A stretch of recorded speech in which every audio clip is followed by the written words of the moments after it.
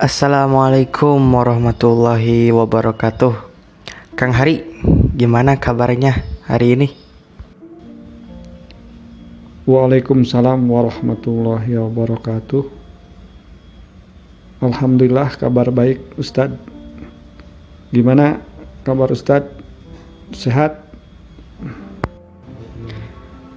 Alhamdulillah, saya juga dalam keadaan sehat walafiat. Alhamdulillah, Kang Hari. Ayo Ustadz, silahkan duduk. Begini Ustadz, ada pertanyaan menarik, yaitu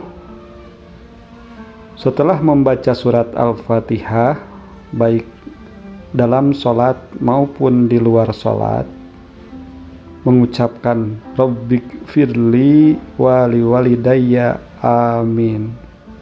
Nah, ini bagaimana hukumnya? Apa itu perbuatan yang dikategorikan sunnah, wajib, atau yang lebih ekstrim orang mengatakan bid'ah? Gimana tanggapan Ustaz? Wah, pertanyaan bagus tuh, Kang Hari. Namun sebelum saya jawab, kita sapa dulu penonton dimanapun kalian berada. Apa kabar semuanya? Semoga dalam keadaan sehat walafiat dan dalam lindungan Allah Subhanahu wa Ta'ala. Amin ya Rabbal Alamin. Amin ya Allah ya Rabbal Alamin.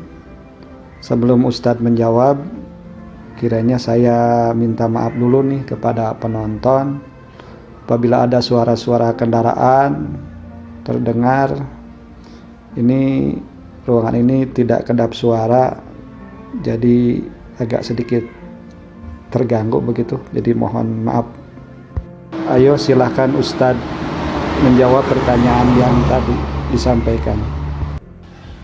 Baik Kang Hari, tadi pertanyaannya mengucapkan Rabbighfirli wali walidayya setelah surat Al-Fatihah, apa hukumnya? Ya, betul. Ya, jadi begini Kang Hari. Bagi orang yang membaca Al-Fatihah baik di luar sholat atau di dalam sholat, sunnah hukumnya mengucapkan di antara waladhdallin dan amin, Rabbighfirli atau Rabbighfirli wali walidayya, atau sebagaimana Syekh As-Subramalisi berkata, Rabbighfirli li wali walidayya walil muslimin.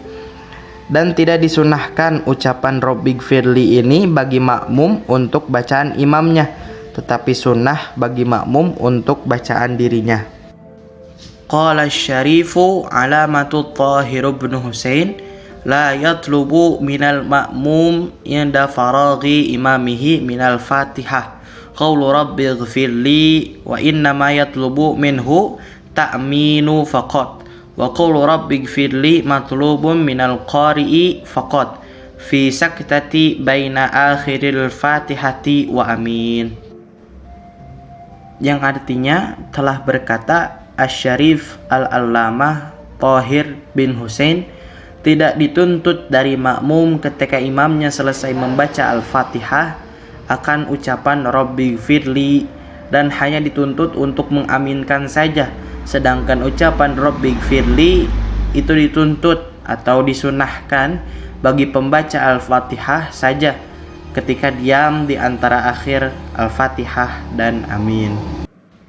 Sedangkan dalam kitab yang lain, yaitu dalam kitab Al-Hawashi Al-Madaniyah juz ke-1 halaman 166 dikatakan, wa fit tuhfati afhamu aqiba fauta ta'minu bitalafudhi bighairihi walau sahwan kama fi majmu'i anil ashabi wa in qala na'am yang bagi istisna Rabbighfirli lil khabaril hasani innahu sallallahu alaihi wasallam qala aqibadh-dhallina Rabbighfirli amin.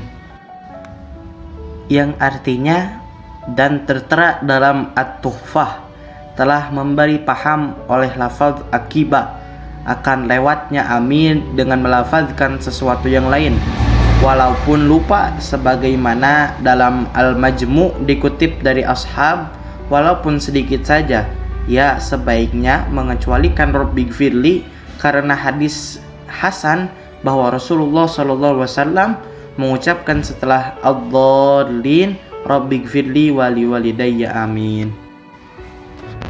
Keterangan lain juga terdapat dalam kitab I'anatul Talibin juz ke-1 halaman 148.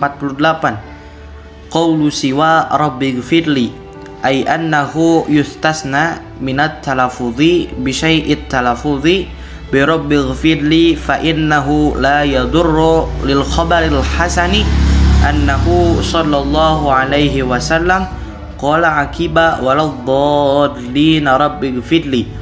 Wa qala asy-Syubramalisi wa yabghi annahu law zada ala dzalika wa liwalidayya wa li jami'il muslimin lam yadurra aidan.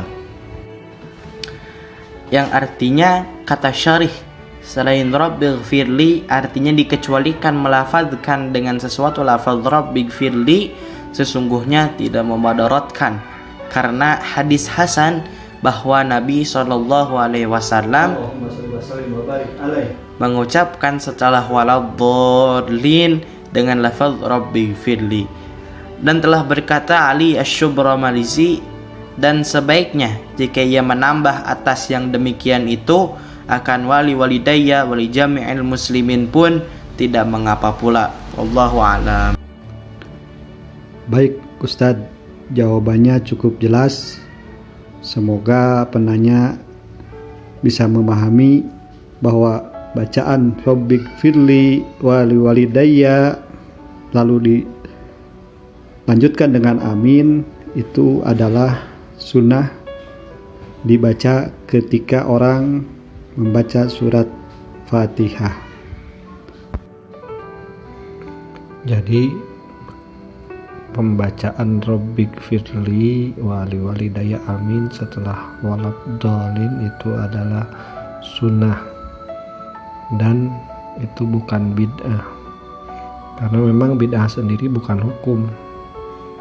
Ya, itu nanti yang akan kita bahas berikutnya tentang bid'ah. Ini ada pertanyaan yang kedua, masih sekitar surat Al-Fatihah. Pertanyaannya, mengapa bacaan surat Al-Fatihah pada rakaat ketiga dari sholat maghrib dan 2 rakaat ketiga serta keempat dari sholat isya disyirkan, tidak dijaharkan, sedangkan 2 rakaat pertamanya dijaharkan atau dikeraskan? Mohon penjelasannya Ustadz. Baik Kang Hari, jadi gini, bacaan surat Al-Fatihah atau surat bagi imam dan munfarid atau surat sendirian pada 2 rakaat maghrib yang pertama dan 2 rakaat isya yang pertama dan 2 rakaat subuh dengan jahar atau keras adalah karena ittiba atau mengikuti sunnah Rasulullah SAW.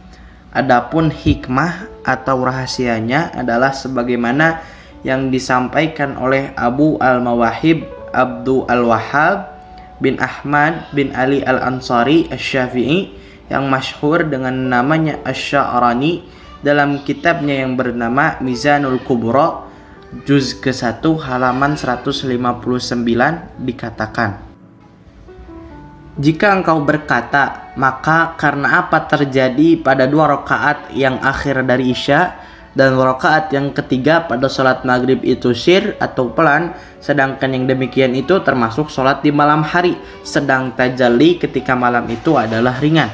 Maka jawabnya bahwa terjadinya yang demikian itu adalah rahmat Allah terhadap orang-orang yang dhaif pada umat ini, karena sebagian dari kelakuannya tajalli adalah hak Allah Subhanahu wa taala terhadap segala hatinya orang-orang yang masih terhijab, bahwa diringankan atas hati mereka pada pemulaannya dan memberatkan atas mereka pada akhirnya. Dan ketegasan yang demikian itu karena kebesaran Allah Subhanahu wa taala terbuka bagi hati mereka sedikit demi sedikit. Maka jadilah tajalli pada rakaat kedua lebih berat daripada tajalli pada rakaat pertama, dan demikianlah seterusnya. Dan sekiranya Allah Subhanahu wa taala memberatkan kepada mereka dengan jahar pada rakaat ketiga dalam sholat maghrib atau 2 rakaat akhir pada sholat isya, terkadang mereka itu menjadi lemahlah melakukannya karena tajalli Allah bagi mereka dari azamah atau kebesaran yang mereka tidak mampu untuk menampungnya. Sebenarnya pembicaraan mengenai tajalli dan sebagainya itu adalah suatu pembicaraan yang agak mendalam, sebagaimana sulit untuk dipahami oleh mereka yang tidak mempunyai ilmu tentang hal itu, yaitu ilmu hakikat dan tasawuf. Akan tetapi karena masalah ini ditanyakan, maka tidak ada salahnya kami membantu untuk menjelaskan istilah-istilah yang dipakai di kalangan ahli tasawuf, seperti misalnya kata-kata tajalli. Tajalli artinya cahaya gaib yang menerangi hati. Al-Imam Ibnu Arabi memakai kata-kata tajalli dalam Al-Futuhatul Al-Makkiyahnya, maka beliau memberikan definisi pada tajalli. Menurutnya, at-tajalli ma yang kashifu lil qulubi min anwaril guyub. Tajalli itu adalah apa-apa yang terbuka bagi segala hati dari cahaya-cahaya yang gaib. Baik Ustadz, dapat saya simpulkan membaca surat Al-Fatihah pada rakaat pertama dan kedua sholat malam, yaitu maghrib, isya dan subuh, dijaharkan atau dikeraskan, itu semata-mata ittiba kepada Rasulullah Shallallahu Alaihi Wasallam. Adapun hikmahnya, tadi ada istilah tajalli dan lainnya, kiranya ini memerlukan kajian khusus karena ini hubungannya dengan ilmu hakikat dan ilmu tasawuf. Terima kasih sekali lagi, mudah-mudahan bermanfaat. Kurang lebihnya mohon maaf. Billahi taufik wal hidayah. Wassalamualaikum warahmatullahi wabarakatuh. Waalaikumsalam warahmatullahi wabarakatuh. Terima kasih untuk penonton sudah menonton video ini hingga selesai, dan jangan lupa untuk subscribe channel Kang Hari Official. Jangan lupa untuk ikuti kami terus, dan jangan lupa juga untuk like video ini. Terima kasih.